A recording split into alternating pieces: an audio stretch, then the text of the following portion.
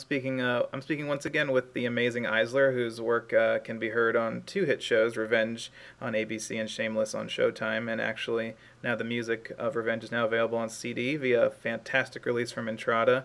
iZLER is also working on a film called Growing Up and Other Lies. iZLER, how are you doing, good sir?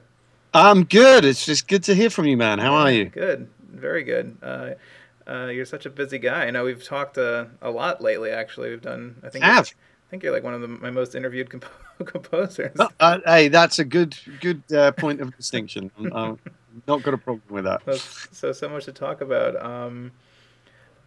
But we've done past interviews, so if you're listening to this, we really delve into iZLER's background and how he got into composing. So go to Film.Music.Media.com to check out our other interviews. But let's just dive into Revenge. Congrats on the CD release.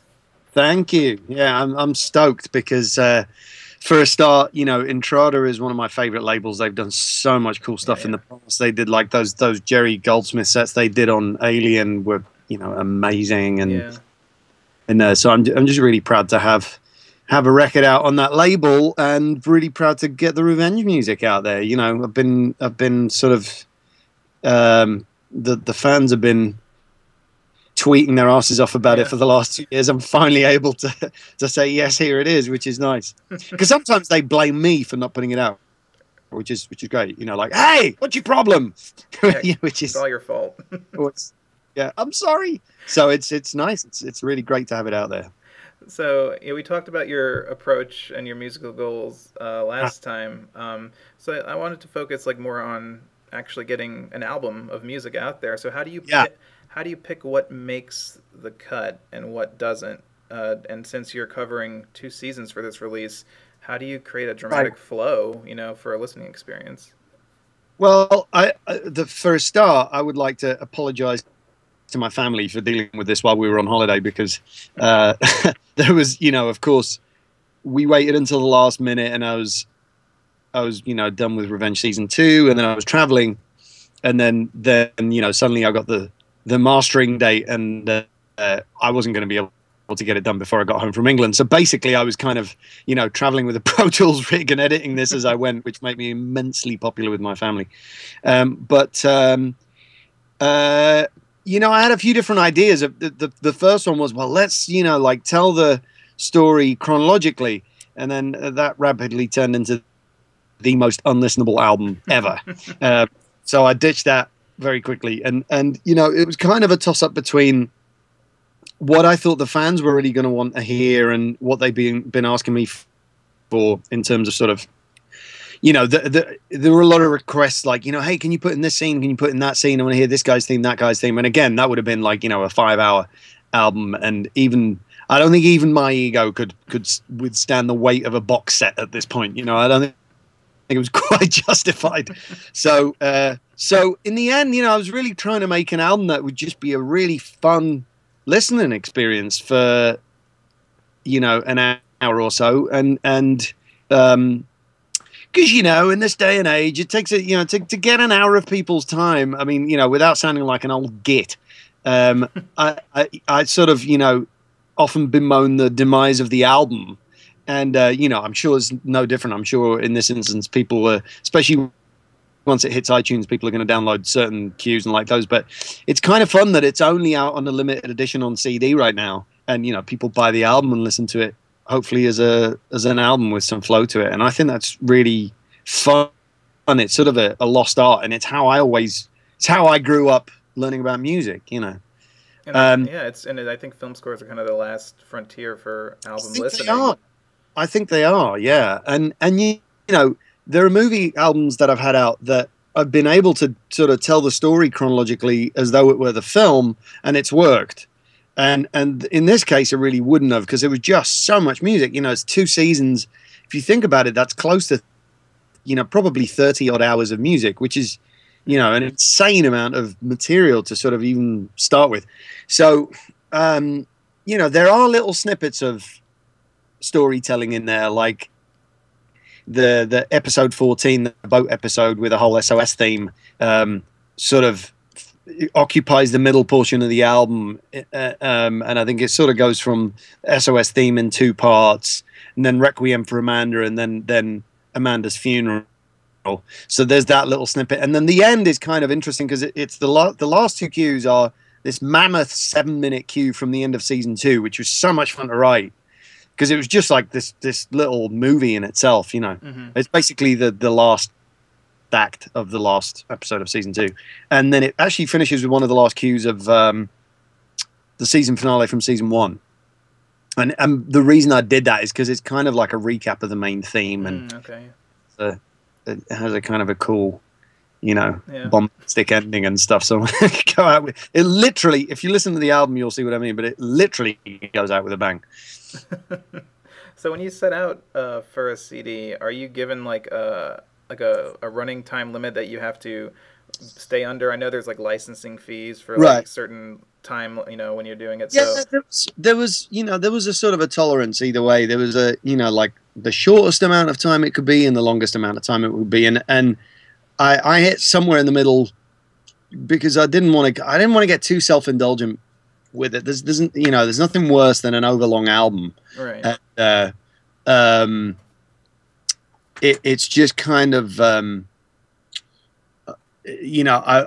didn't want it to be too short because I got so many requests of people saying they wanted to hear, certain scenes. So I wanted to sort of, cram as much good stuff in there as possible. But, at some point, does anyone want to listen to a 2-hour score album of mine at this point? I think maybe that's a little over the top. So, it's like roughly an hour and change. And I think that's sort of, for a score album, that's about where I like them to be at. Yeah. And so, you do have a lot of, kind of big cues, but TV scoring also kind of lends itself to shorter tracks and little inserts and chimes like that. Are those type of cues? It does, but first of all, they don't make very good listening on an album because So are they completely? Pretty much, but to be honest, I really haven't written many of those on Revenge, and that was sort of by design with the producers. We always wanted this to be a bit more cinematic than the average TV show, and hence the orchestra and everything else. So there really aren't many, bookend cues like that. In TV, because of the way it's edited, you get these bookend cues a lot in order to transition from one scene to the next. Mm-hmm. But really in movies, I think, a cue serves to tie a lot of different scenes together and maybe propel you into the next 20 odd minutes that maybe doesn't have music, or, set up the next scene. Right. So we've tried to approach it more like that. And that's great for a soundtrack album because obviously you've got more sort of listenable pieces of music. Mm-hmm. But then there are a couple of things I edited together that, so they worked better as standalone pieces of music. And then there were some things that just wouldn't have worked because they're great under dialogue, but they don't stand up as pieces of music by themselves. You really need material that sort of can do both, Right.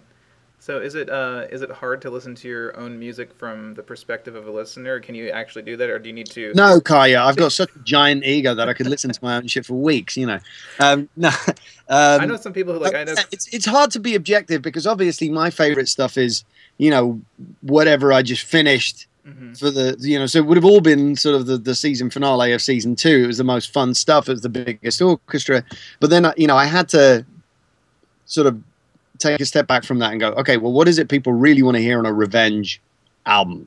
Right. They want to hear what introduced the show, which is the main thing, and that makes sense because if I did base it around anything, I based it around that main melody because I've been sneaking that theme into every crevice possible. And sometimes you don't hear the melody. Sometimes it's just hidden in the harmonic material. But it's in there, in a lot of different places.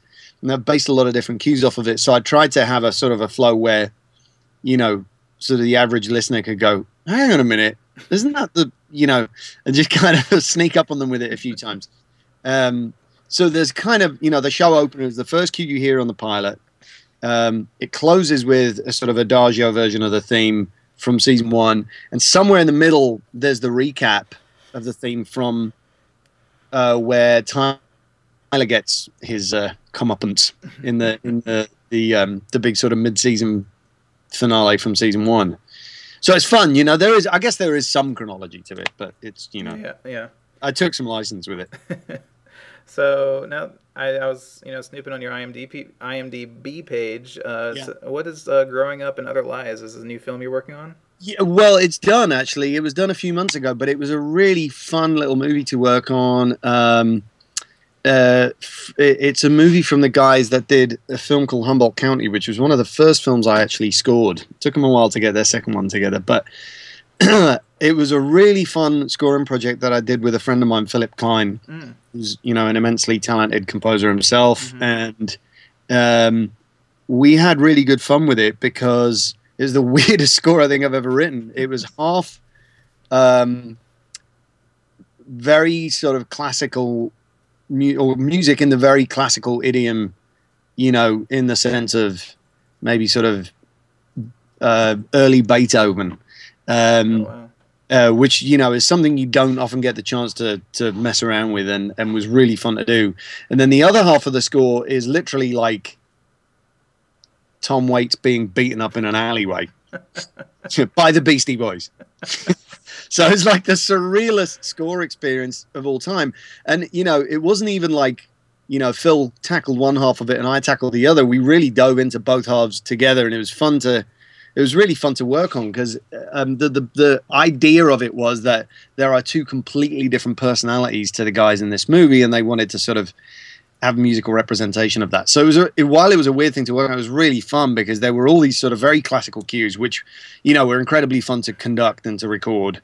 Yeah. Because again, that's not something you get to do in film scoring that much. I know. And we got to do it with an orchestra in town, and so you got all these great players to conduct all this sort of classical sounding stuff. And then on the other hand, I was doing all of these cues that where I'd done all these pre-records of just me playing all the instruments, this super lo-fi kind of Beastie Boys meets literally like one cue sounded like sort of the real when I say Beastie Boys, I mean like the instrumental stuff that they did, right, mixed with this sort of raggedy Tom Waits meets Henry Mancini vibe. It was bizarre.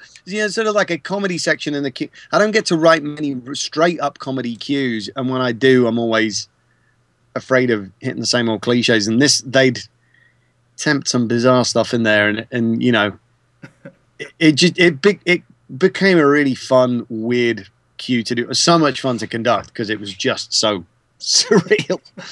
It must have been a fun change of pace, getting out of TV a little bit. Fun. It was really good fun. So that one's done. That one's in the can. Not sure when it's coming out yet, but that was a really good fun film to do. Well, that's super awesome. Well, I mean, you're busy. You're keeping busy. Like crazy. Yeah, Revenge is starting up, and there are a couple of projects which I can't tell you about yet, but we'll tell you about in the coming months. That I'm super excited about, and yeah, man, life's good. I cannot complain. I'm getting to do all kinds of crazy music and having a fantastic time. Well, thanks again for chatting. I'm sure we'll be talking quite soon again. So yes, I hope so, man. So yeah, thank you so much for doing this, and congrats on everything. Cool, thanks, man. I'll talk to you soon.